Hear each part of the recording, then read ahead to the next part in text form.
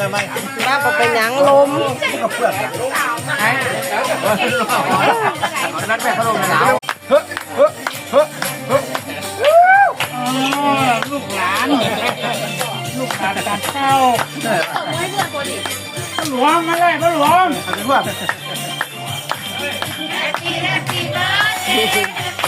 เหนื่อยนะมันแบบนี้ไอ้ที่ว่าจะตื้นไปเจอที่มุกนั่นน่ะไอ้ยืนอย่างโง่ไอ้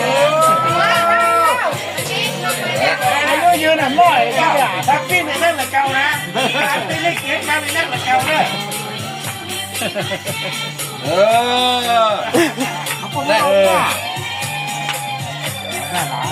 ได้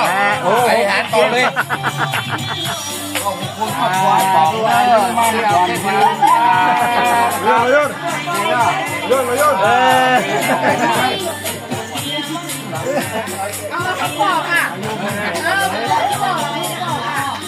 ป็นหลักเทคนิคเลยนะเป็นเรา50 บาท